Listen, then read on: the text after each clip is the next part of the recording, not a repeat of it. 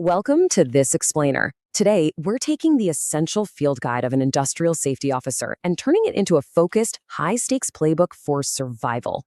I'm really thrilled you're here with us. We aren't just going to look at dry rules and regulations. We're actually decoding the exact systems and science used to keep human beings alive in some of the most dangerous work environments on the planet. Let's just jump right in. Have you ever wondered what actually stands between an industrial worker and a catastrophic facility explosion out there on a rig or a massive construction site? I mean, it's definitely not just luck.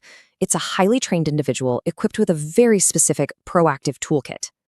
To see exactly how they pull this off, we're going to follow the chronological flow of a safety officer's day. We'll start with the high-stakes workplace, move through hazard controls, permits, high-risk operations, what happens when things actually go wrong, and finally, the safety professional's journey. All right, kicking things off with Section 1, the high-stakes workplace and proactive preparation. So, picture this. Before a single tool is even lifted, the safety officer is already executing a strict, systematic checklist.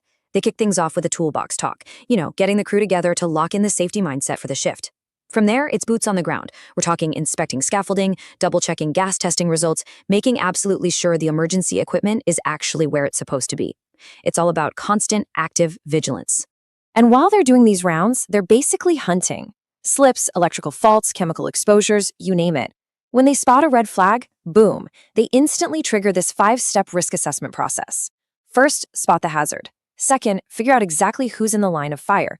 Third, gauge the severity of the risk.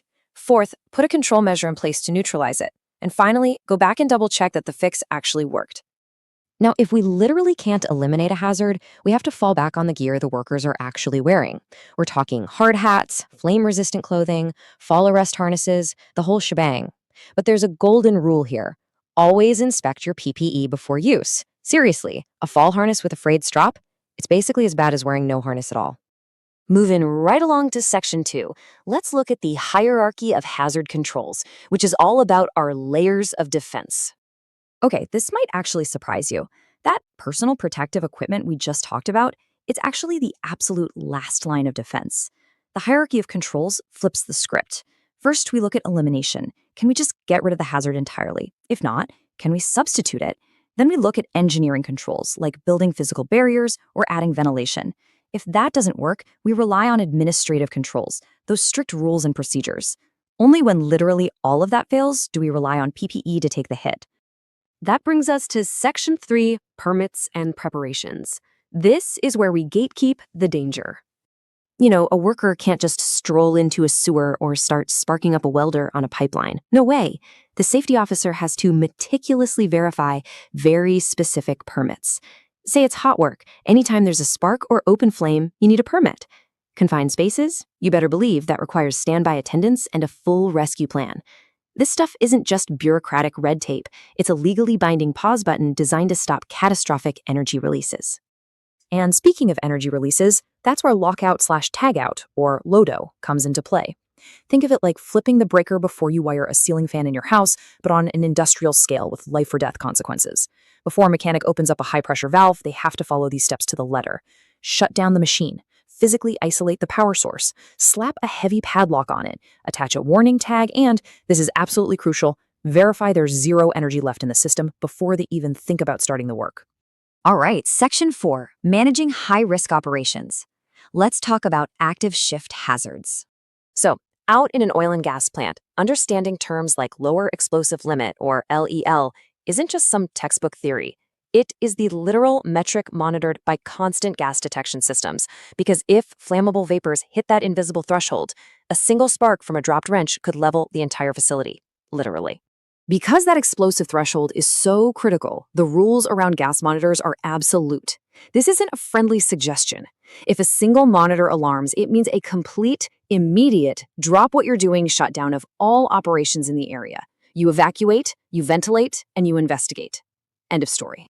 Safety officers are constantly juggling these invisible threats. For instance, they have to keep oxygen levels in the super delicate window between 19.5 and 23.5%. Drop below that, and you suffocate. Go above it, and everything becomes incredibly flammable. And on top of that balancing act, they're always scanning for highly toxic tillers like hydrogen sulfide or H2S, which is a massive, massive threat in oil fields. Now, what if gases do ignite? Well, then we're dealing with the fire triangle.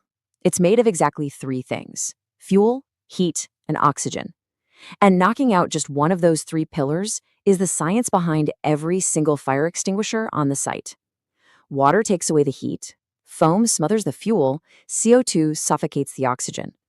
A good safety officer knows exactly which of these tools to grab to break the triangle for any specific fire.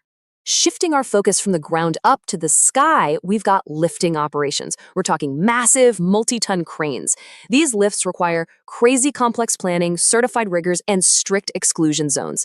But honestly, all that highly technical planning just boils down to one non-negotiable rule that applies to absolutely everyone.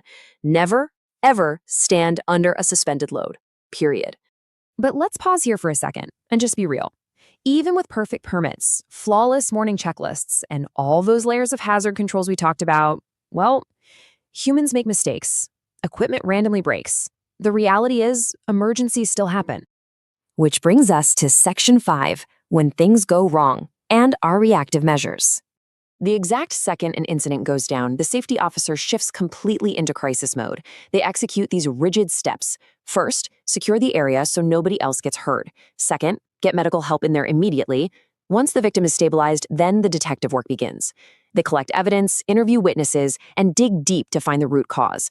Finally, they implement corrective actions and document the whole thing to make absolutely sure history doesn't repeat itself.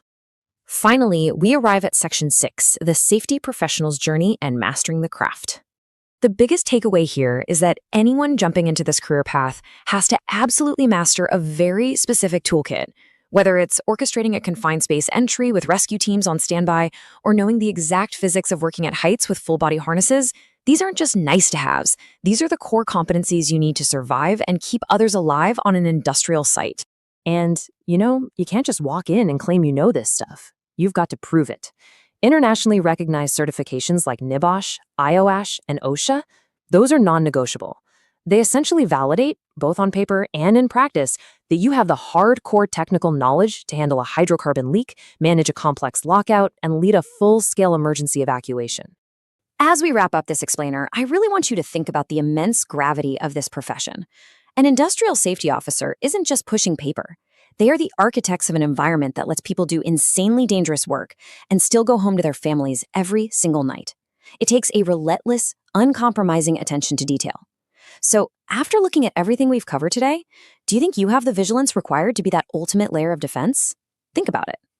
Thanks for hanging out with me on this deep dive into the safety playbook, and I'll catch you on the next explainer.